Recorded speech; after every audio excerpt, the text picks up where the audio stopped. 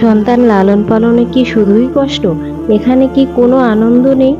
নেই কোনো তৃপ্তি? এই যে আপনার নিষ্পাপ শিশুটি আধো আধো গুলিতে আম্মু আম্মু বলে ডাকে, কি মিষ্টি করে হাসে, খিলখিল করে, ওকে জড়িয়ে ধরায় সে যে কি ভীষণ ভালো লাগা, এগুলো আর কোথায় পাবেন? আর কিসে পাবেন? ওর চাহনির মাঝে যে মায়ার ছাপ, কিংবা আনমনে করে চলা দুষ্টুমি, এসব যে আল্লাহর কি বিশাল অনুগ্রহ! এ যেন পৃথিবীতেই একটুকরো জান্নাত। আপনার সন্তান বড় হচ্ছে আল্লাহর অনুগত এক দাস কিংবা দাসী হয়ে উঠেছে মুসলিম উম্মার ভবিষ্যৎ কান্ডারি। এ কি কম সুখের কথা? এমন সন্তান রেখে মারা যাওয়ায় যে বহু তৃপ্তির।